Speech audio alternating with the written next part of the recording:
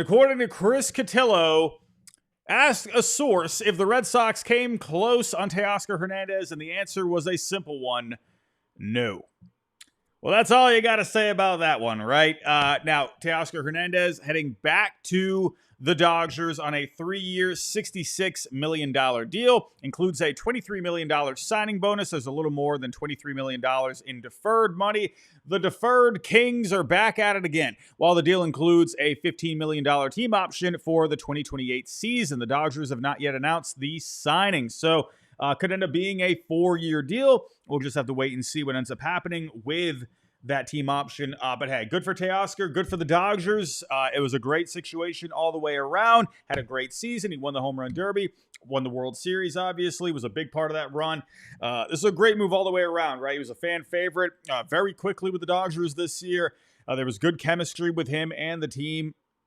It was a situation that didn't need to be fixed, right? Now, for Red Sox fans across the land, feels like lately he hasn't really been a guy that's popped up in the news as much. When you go to, Red Sox land over on Twitter, it's been more about Alex Bregman as of late, right? People are out there saying, I think I kind of like Teoscar Hernandez. I like the idea of him more. We already have the infield pretty much set at this point. You got young guys like Christian Campbell, Marcelo Meyer that could end up coming up this year too. So people preferred the idea of Teoscar Hernandez. But then you also think from that point of view too, where you got Roman Anthony, right? Obviously Roman Anthony is going to be very good. Number one prospect in all of Major League Baseball, according to a lot of outlets out there.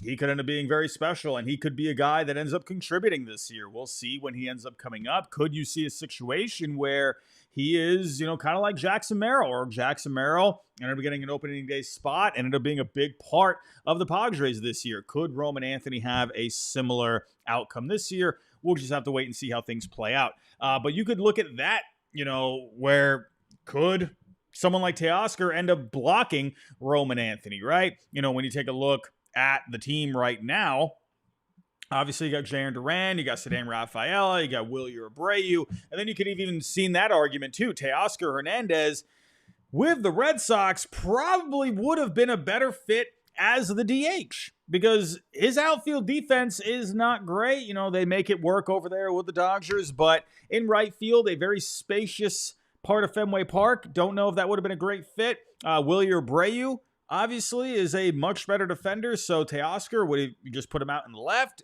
But then if you put Teoscar out in left, Wilyer Abreu's out in right, Duran is out in center, then what do you do with Seti at that point? Does Ceddanne Rafaela end up being your super utility guy? So I felt like Teoscar would also cause, some blockage a little bit there too. So, but when you got Masataka Yoshida still in this DH role, it's like, what do you do there?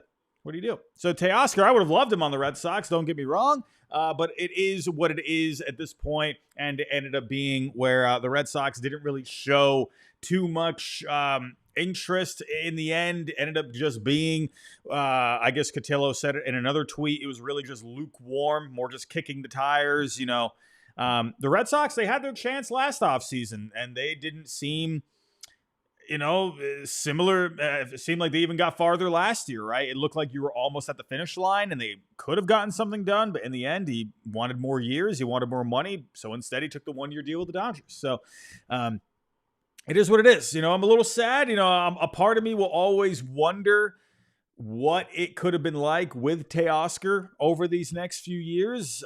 If you had that bat at Fenway Park, man, would have been fun to see. I think he would have been a fun player for the Red Sox to add. I think he would have been a fan favorite.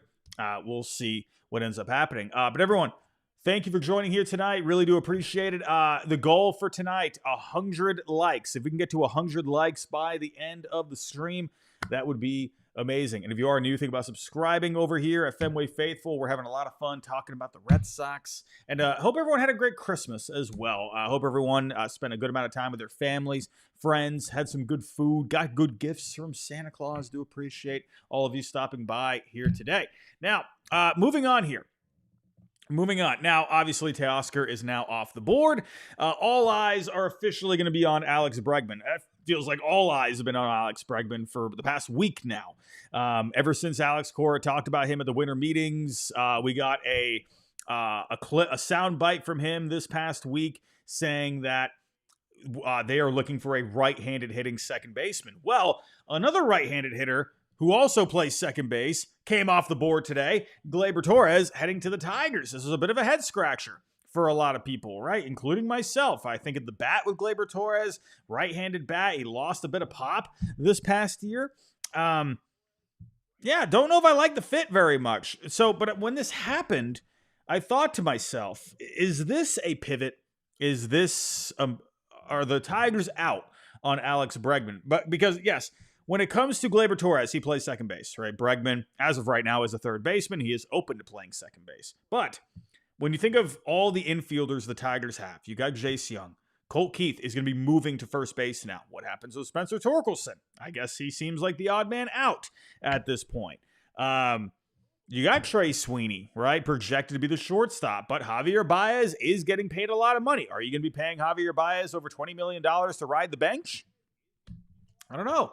Seems like you got a lot of young guys that are looking for playing time right now, and there's not a lot of spots. And if you bring in Bregman, I mean, that is only going to cause just more. And I don't say problems because your team is better with Alex Bregman. But, what happens at that point with Jace Young? Does Jace Young become more of a utility kind of a guy? Does he bounce around? Does he end up kind of maybe goes out into the outfield a little bit? I don't know. Jace Young is a guy I think could end up being a very good bat, or could end up being a trade piece at that point.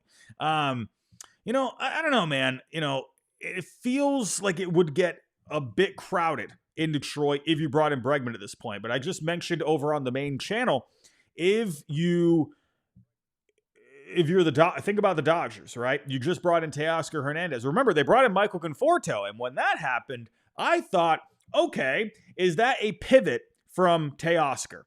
I thought maybe at the time it could have been, because you also had guys like Andy Pajes, James Outman in the mix. Tommy Edmonds, a guy that can play in the outfield. He can play both in the infield and the outfield. So I was thinking at the time, I don't know, it feels kind of like a pivot, right? But ended up not being a pivot. So could this be a similar situation where the Dodgers, they brought in Conforto and ended up being an insurance move in the end, right? So now you have both. Could this be the same thing? Are they bringing in Gleyber to get some kind of a bat into the mix, right? Could Bregman still be on the table? Well, according to reports, that is still a possibility out there. The Tigers are still interested, right? And when it comes to the Tigers GM today, he was talking, saying he can't talk about specific free agents, but they are still working to improve the roster, and everything is on the table pretty much at this point. He did say at the end of his statement that he does like where the Tigers are right now, but again, you could still see a situation where you could find a way to put Bregman into this mix, right? And then maybe you just figure out everything else after that. So I wouldn't necessarily count out the Tigers right now for Bregman, but it feels like at this point, if another team were to make a strong push, whereas for Teoscar, it didn't feel like there was another team that was making a big push. All right, maybe the Blue Jays were trying to get in on it. Obviously with the Red Sox, didn't seem like they ever really got to a big spot with Teoscar, right? So, really, was there a landing spot out there that even came close, right? So could this be a situation here where it's a bit different because other teams are really looking at Bregman and they would like to bring him in? Another team out there for Bregman, right? You could look at the Mets, right? And we did have some stuff on the Mets here today. I talked about this on the main channel just a second ago, but Dan Bartels on Twitter, I think he's a guy that he's kind of like, I think almost like Boston Sports Gordo in Red Sox Twitter land. I'm not sure where he got this from, but he did say here that the Mets offered Pete Alonso 3 years, $90 million. Alonso is looking for 175, 200. So I feel like personally in the end, the Mets and Pete will end up figuring it out. They'll end up finding a middle ground. David Young, what do you see? Cardinals Live. What is Cardinals Live? What is happening with Cardinals Live? What is Cardinals Live?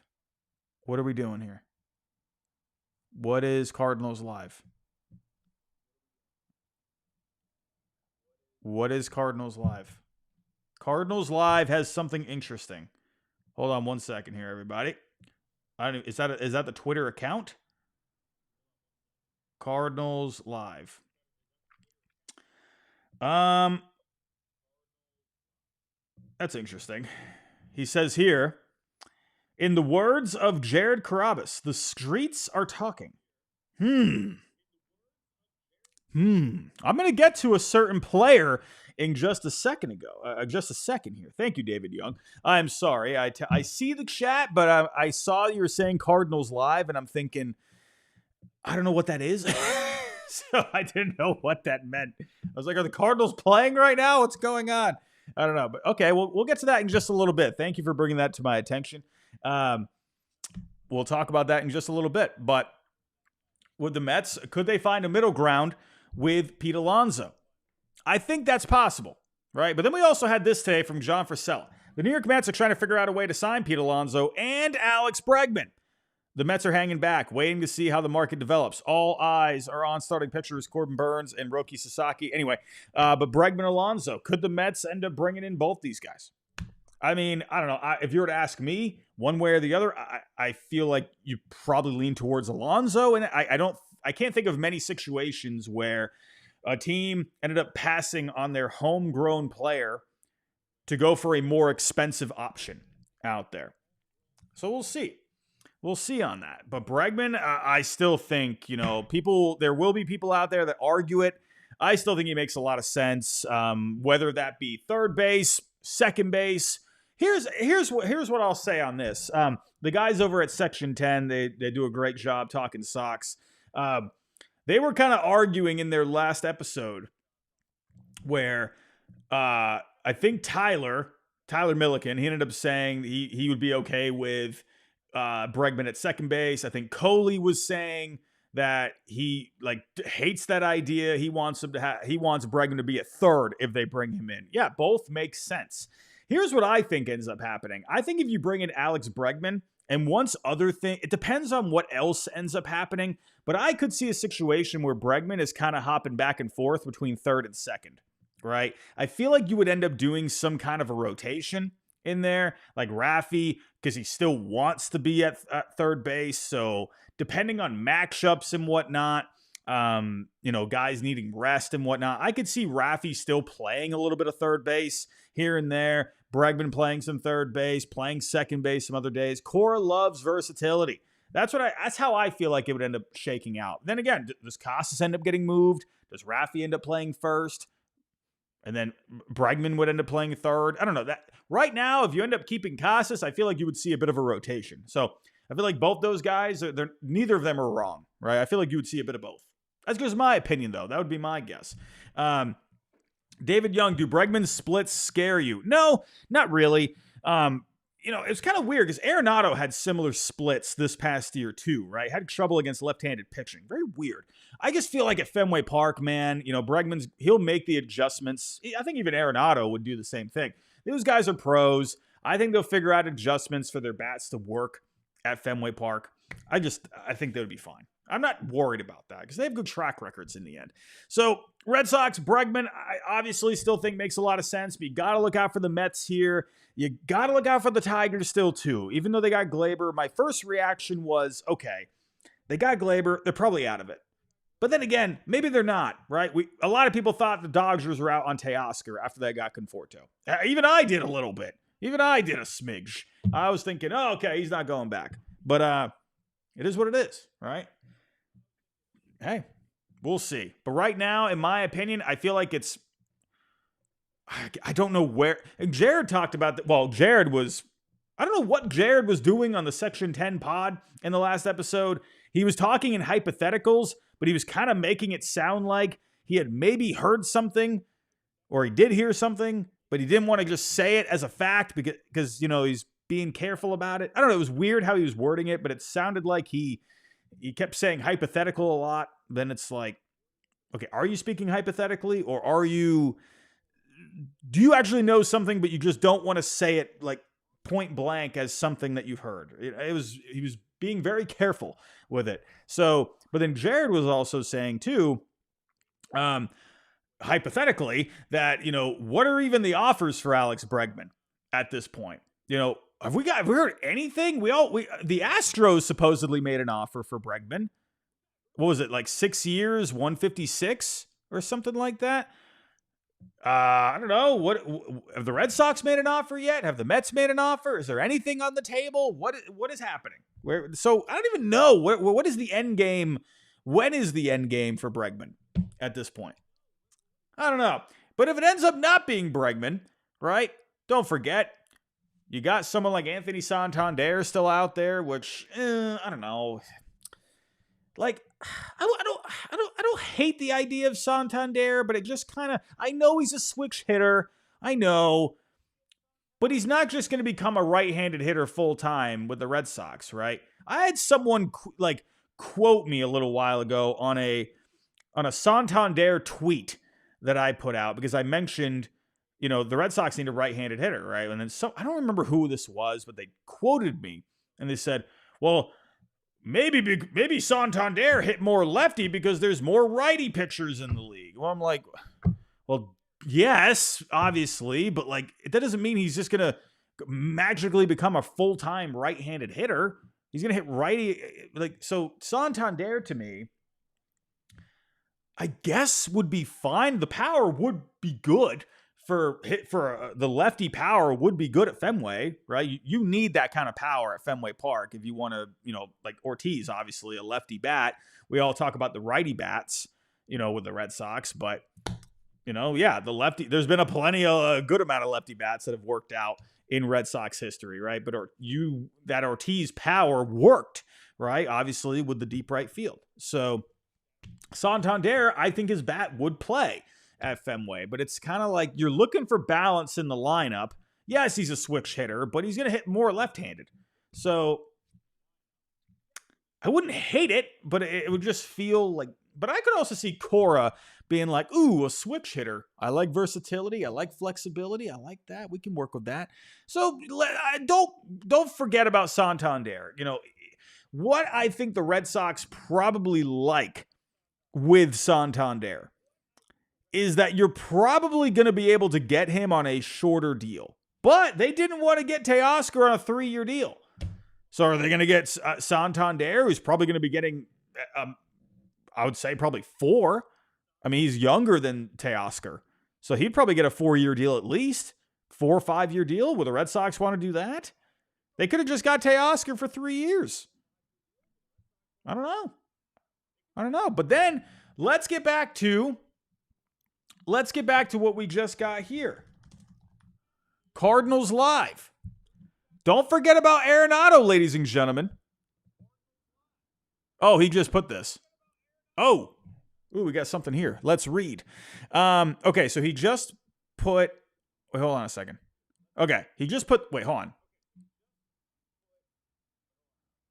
Wait, oh, he's been tweeting a lot here. What the... Okay, so he put this 49 minutes ago. In the words of Jared Carabas, the streets are talking. Then he put, here we go. Okay, the Cardinals and Nolan are going to have some choices to make.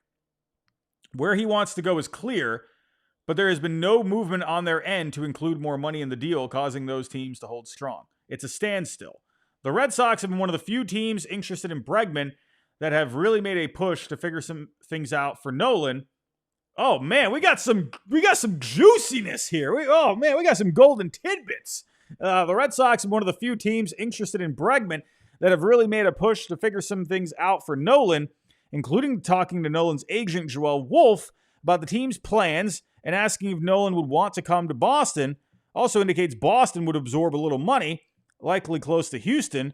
However, I reported Boston was shopping Casas before Christmas, and it sounds like that deal was not accepted.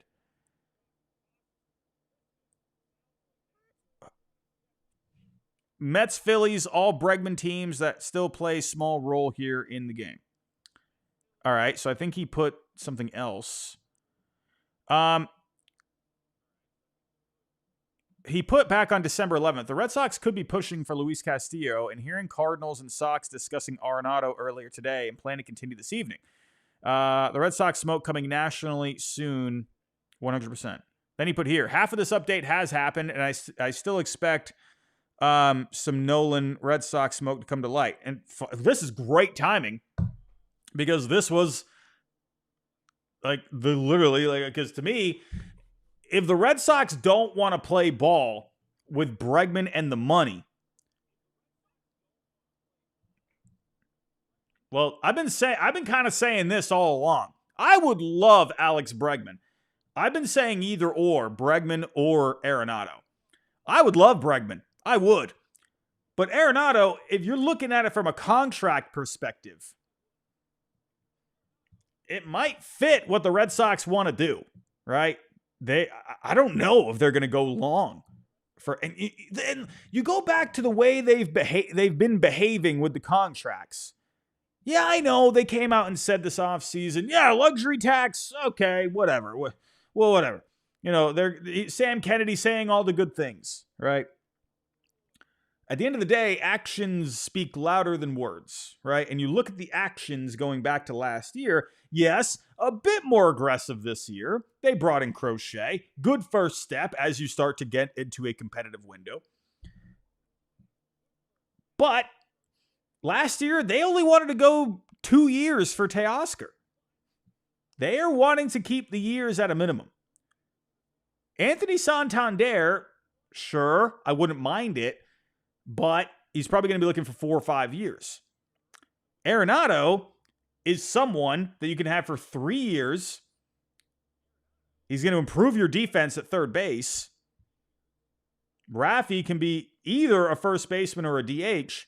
That's so interesting. We're going to talk about Tristan Casas here in just a little bit. I'm telling you, ladies and gentlemen, I really think, man, there's whatever the Red Sox do next. I'm going to say this. I'm probably going to be wrong. I'm always wrong. I feel like the next thing that ends up happening with the Red Sox, it ends up being either Bregman, Arenado, or Santander. I feel like one of those things, they're going to take on a good amount of money in some way, shape, or form. Whether that's a big contract for Bregman, whether that's absorbing the contract of Arenado, or signing Santander to a pretty modest deal, 4 or 5 years for like 80 to 100 million bucks. I feel like it's going to be one of those, right? And it's so funny that Cardinals Live, they started tweeting this out of perfect timing, because I was going to be talking about Arenado here. So if you are just coming into the chat, we're almost at 200 people. We're getting some juicy tidbits here. So about an hour ago, he tweeted this out in case you missed it. In the words of Jared Carrabis, the streets are talking. Well, it's just funny that he put Jared Carrabis here. I will also say this. I'll drop a tidbit for all of you. I'll drop a tidbit for everyone out there, the 200 people in this chat. I was told that Arenado would like to come to Boston. They have been on the list, right? We've seen the list, right? So the Red Sox were on that, but I have been told he would like to come to the Red Sox, right? So we'll see what ends up happening there. We'll see. So, okay. He did go further. He put out this one 5 minutes ago. The Cardinals and Nolan are going to have some choices to make. Where he wants to go is clear, but there has been no movement on their end to include more money in the deal, causing those teams to hold strong. It's a standstill. The Red Sox are one of the few teams interested in Bregman that have really made a push to figure some things out for Nolan, including talking to Nolan's agent, Joel Wolf, about the team's plans and asking if Nolan would want to come to Boston. Also indicates Boston would absorb a little more money, likely close to Houston. However, I reported Boston was shopping Casas before Christmas, and it sounds like that deal was not accepted. This part, I'm wondering, is he talking about the Mariners deal that we're going to talk about here in just a little bit? Or is this something else? I don't know.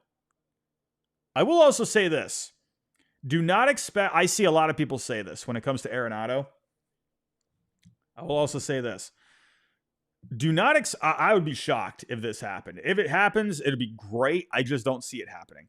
I don't see Yoshida going back to the Cardinals in an Arenado trade. I don't see that happening because the Cardinals want to unload payroll, right? You saw the Marcus Stroman rumor that the Yankees were trying to get Arenado supposedly for Marcus Stroman, but the Cardinals didn't want to take on that contract. So I don't see the Cardinals doing that.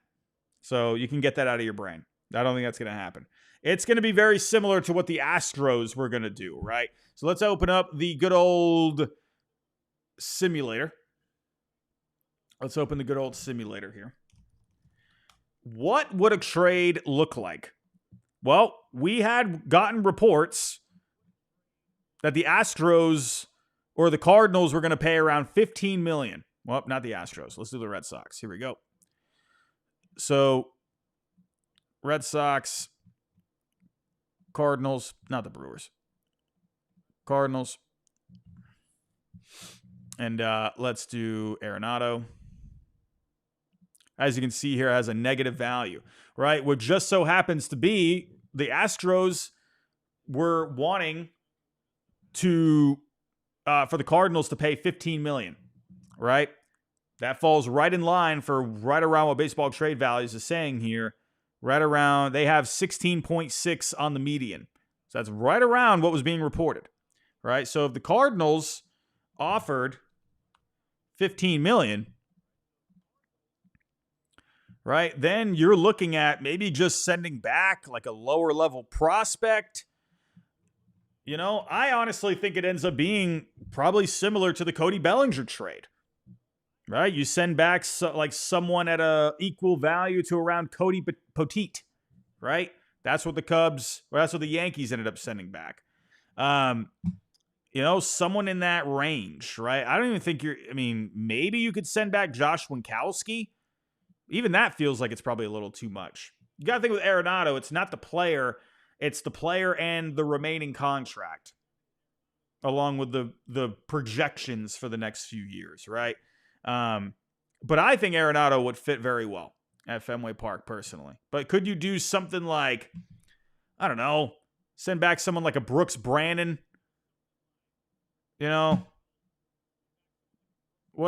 something in that range. Blaze Jordan. You know, could you send him back? Right, give him a corner infielder, first baseman, third baseman. I don't know, something in that range. I don't think you're gonna have to send back a whole lot there. I could really see this happening. I've been very high on the Bregman train for the last week. I feel like I've been tweeting about Alex Bregman for the last week, like every day. But I have not forgotten about Nolan Arenado. I have not, because Bregman's been the guy. Arenado, in the end, he's cheaper than Bregman, less years. He's going to give you good defense at third base. That would move Rafi to either first or DH, depending on what happens with Casas. So, in the end, we'll have to keep our eyes on the Alex Bregman situation.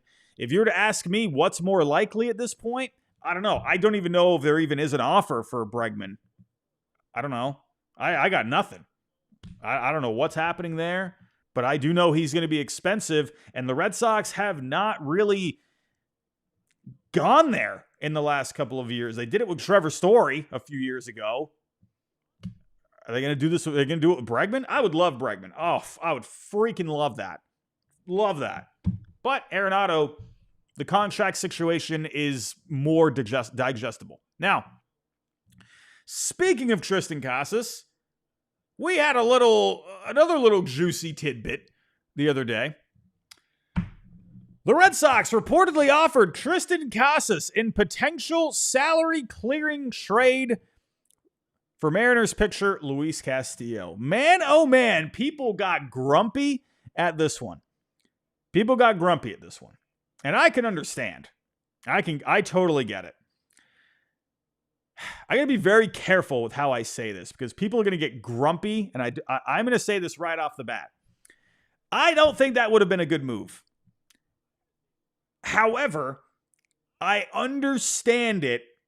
I'm not saying it's a good idea, but I understand the thinking behind it. Not saying it's a good idea. Don't take me out of context. Don't think it's a good idea. But I understand what they were thinking, right? Because with me, I'm always looking in terms of value, right? Now, again, I'm bringing up baseball trade values. A lot of you out there don't like baseball trade values. That's okay. If you don't like it, that's fine. But if you are wondering where they get their values, it all comes from projections. It all comes from their actual salaries. It's basically they're taking numbers from Fangraphs and just plugging it in. Really, all baseball trade values is whatever their projected field value is with whatever the remaining amount of control they have left, whether they're in arbitration or if they're under contract. And then you just subtract the salary of what they're making from their field value. Whatever ends up being the difference is their trade value. It's the same thing as a car. It's the same thing. If you got a 2022 Toyota Corolla, you owe 20 grand on it. If the car is worth on Kelley Blue Book 16,000, well then you're underwater $4,000. It's the same thing. That's all this is. Just think about it like a car, right? There's a certain value to it, but then how much do you owe on it, right? If you owe it, let's say you have a brand new, brand new car or whatever, or newer car, but you don't owe really all that much on it. Let's say you got a same Corolla. It's worth 20 grand, but you only owe 5,000 on it. Well, that's a $5,000 or $15,000 surplus. Same thing. That's kind of how I look at it. I get, though, why people do. I don't like the idea either, because I'd rather use Triston Casas. If you're going to trade Casas, I only want to move him if you're going to be getting something of equal value to him. But I can understand, because the Red Sox, what this tells me a lot is they really want to get rid of Yoshida. They have been wanting to get rid of him for a while now. It has been in the beginning of the season, when you saw that Cora was not playing Yoshida, you kind of started getting a sense at that point. People were thinking, what's going on here? Why isn't Yoshida playing? He doesn't fit the flexibility of the team. I think Yoshida could end up being a very pretty productive player elsewhere. I do. I really do. I just don't think that's going to be here. I just don't think. Sure, could you end up keeping Yoshida and maybe you figure something out? We'll see. But I think for the direction the Red Sox are trying to go in, whether you like it or not, it doesn't seem like Yoshida really fits into those plans. All right. You got to remember, Chaim Bloom was the one who signed Yoshida. All right. It's a different regime. And Casas, you think about Casas, you keep hearing all the trade speculation. It feels like there's something new every day. Why do they want to trade Casas? I don't know. To me, there is a reason. We don't know that reason, right? I see people all the time on Twitter. Why do they want to trade Casas? I don't know. Why do they? Why does he keep coming up? I don't know. He's coming up for a reason. Well, one thing, I will say this. One reason I think Casas is coming up a lot is he has good value. He's a good player. He's young. He's cheap. He has good trade value. You are going to be able to get something good for him, even though you are selling low on him at this point. And I see you in the chat, Dilcor. But even getting something of equal value to current Casas is not getting his true value. I agree. Yes, I think it would be better to trade. If you were to trade him, it'd be better when he's healthy. But then you could also look at it from the point of view, too. I don't know. What if he ends up getting hurt again? You got to look at it that way, too. Because if he ends up getting hurt again, well, then he's just basically, you're going to be stuck with him. I don't want to say that in a bad way, like you're stuck with a bad player. You're not. But what if he keeps getting hurt? What if something keeps popping up? We don't know that. You can't predict the future. So you could look at it from that point of view too. He hasn't been able to stay on the field. He just hasn't. He's had trouble staying on the field. So I like Casas a lot. I like the bat, right? I think the bat is very good, right? He's very disciplined at the plate. He's got good power. I would love to keep him in this lineup. But I could also understand, too, where he has that value and he's going to be able to bring something back. So, again, when you match these two up in a trade, I don't like the idea, but again, I get it. That's just not how I would do it. From a front office point of view, I get it. Right? And I'll say this too. I guarantee you the front office, maybe they've looked around a little bit. Maybe they've seen Twitter react to this. I'll say this, and you might not want to hear this. They probably don't care what you think. They probably could give a lick of what you think. Because I think the main goal right now for the Red Sox, whether you like it or not, they are trying to create flexibility on the roster. They are trying to balance it out. I will say this. Again, I don't like the idea. But if there was one positive to get out of that, let's say this did happen. This would have created a lot of flexibility. A lot of it. You would have had so much more room to play with at this point. You would have had first base open, so you could move whoever there, like whether that's Rafi or you bring in someone or whoever, right? To me, I would think if Casas ends up getting moved, Rafi is going to end up playing first. He's going to be the next Kevin Youkilis, pretty much. Or you could move Rafi to DH. Perfect. Rafi you end up solving the bad defense at third base problem. Either way, if you did do this trade, and then you just bring in like another first baseman or whatever it may be, right? Lots of flexibility is gained if you did this. Doesn't make it a good idea, though. Does not make it a good idea. I did find it interesting, though, because the value part of me, or that's what I look for a lot, it was really like, I was kind of like enjoying digging into this and like the thinking behind it, right? A lot of fans out there did not like it.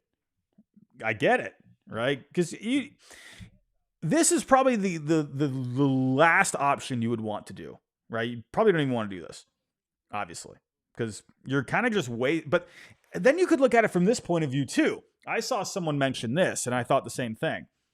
This actually kind of shows how good Tristan Casas is, in a way, if you look at it from that point of view, because Masataka Yoshida's contract is that bad. It's not good. It's a bad contract. All right, it's not looking good. It's very underwater. That just shows how good Casas is, because if you did this, it pretty much ends up like canceling it out. You're able to, and also you're able to create roster flexibility. But then you could have brought in Luis Castillo here, and that could have ended up being a solid addition to the rotation. I actually can't believe, and David Young, I agree. I like the idea of bringing in Walker Buehler more. I don't like the idea, but I get it.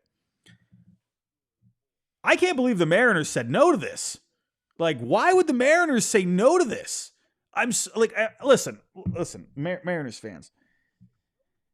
Like, at some point, you gotta get rid of, like, you gotta get rid of someone here. Like, you had it. Like, I don't get it. Why would you say no to this? Like, why? It makes no sense. Well, okay. I'll point out one thing. Maybe they didn't want to take the contract of Yoshida. I could get that, right? Because they were looking to clear Castillo, because at the time they were looking to, go get a better bat. So they probably thought, okay, we like Casas, right? Because they did want Casas back, but the Red Sox wanted to send Yoshida back. So they probably thought, well, we like Casas, but we want to be able to use money to go out and get another bat.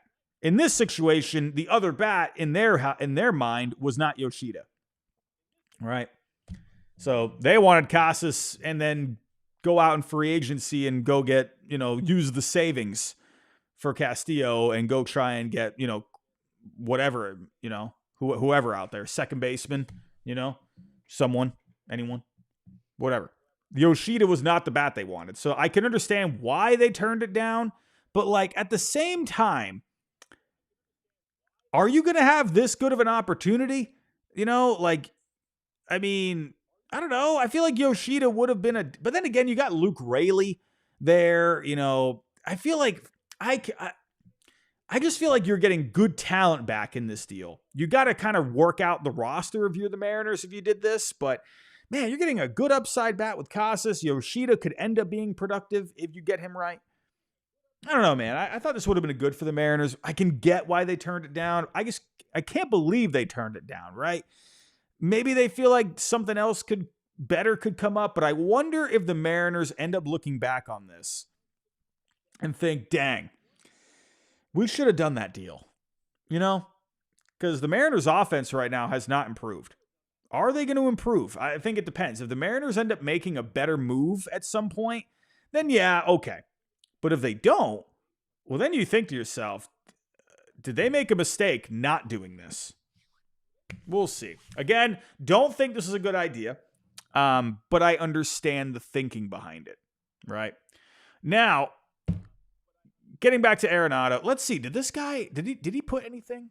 This guy was tweeting like a madman a second ago.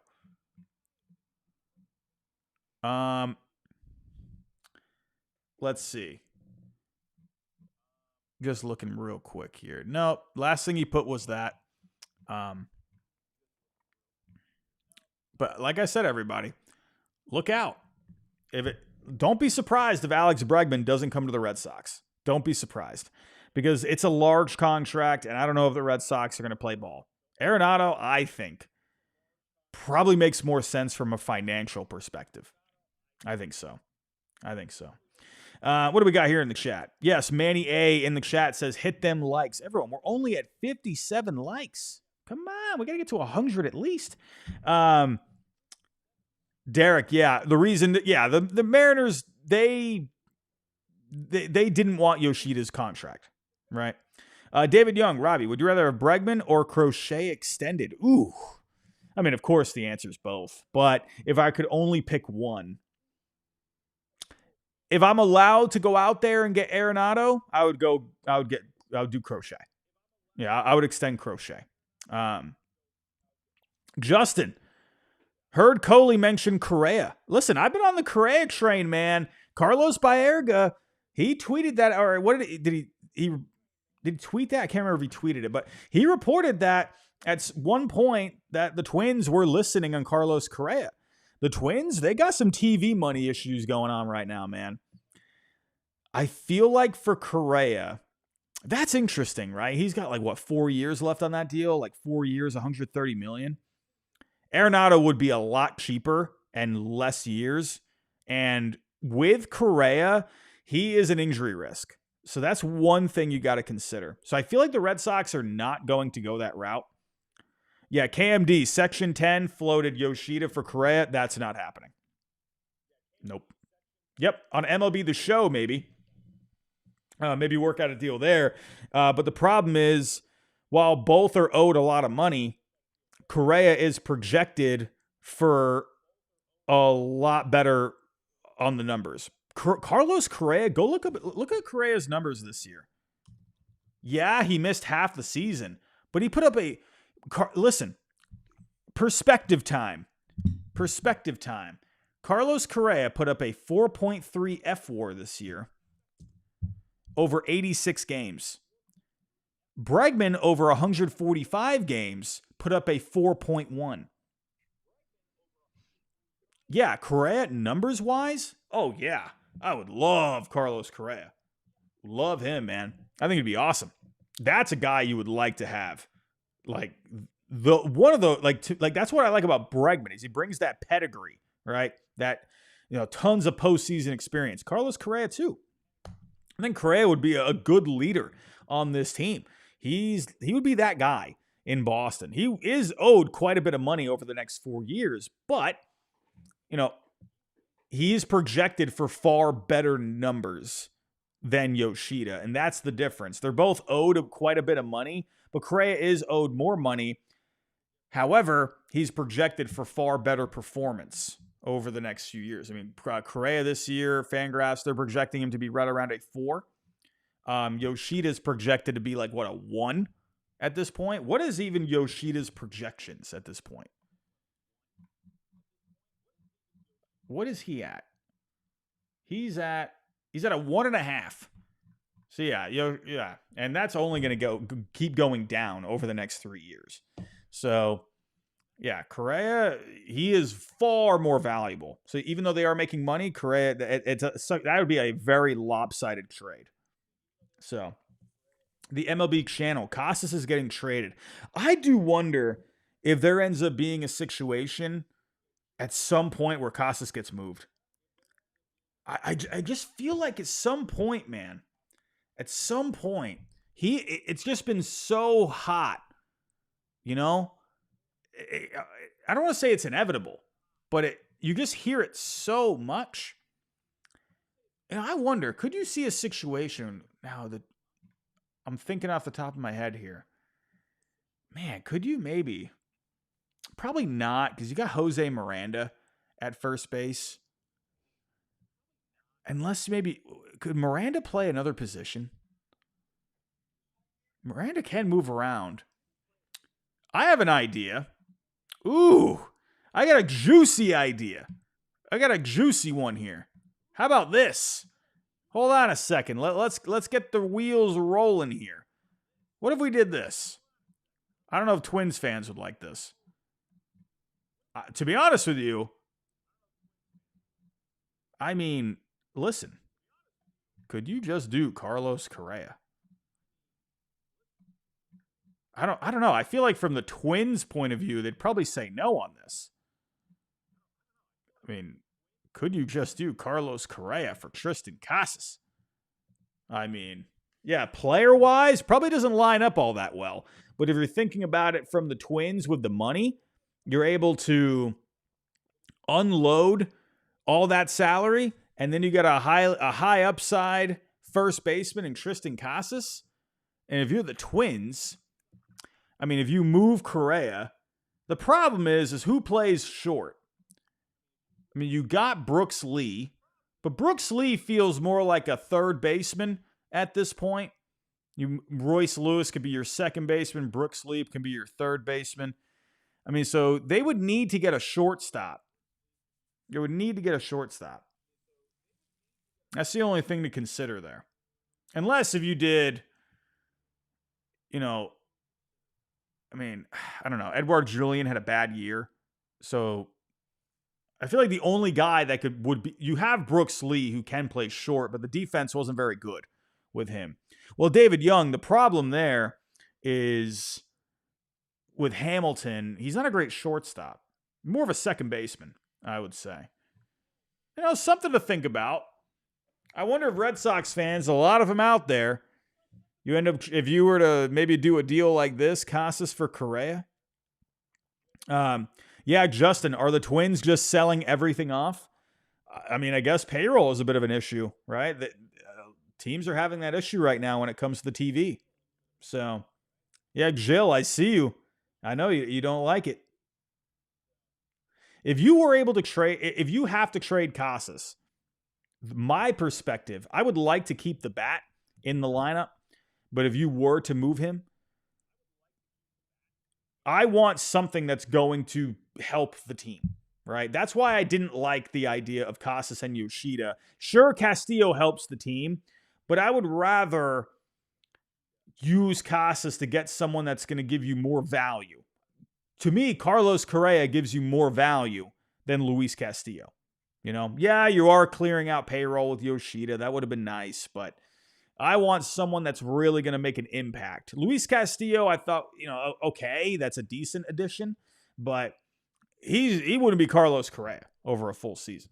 And the one thing with Correa, I wonder if maybe if you move him over to third base, he ends up being a bit healthier, right? Shortstop, a lot more demanding, So I know, Manny. Hey, that's a good little callback there. Let's not forget Bagwell and Rizzo. Could Casas be the next one, man? Good little callback right there. Good callback. I like that. David Young, Robbie, I know he was just traded, but Soler would be so electric. Yeah, I was on the Soler train last year. I like the idea of that. Well, it is what it is. Would have been fun at Fenway Park. Ben, Tristan Casas for Ryan Helsley.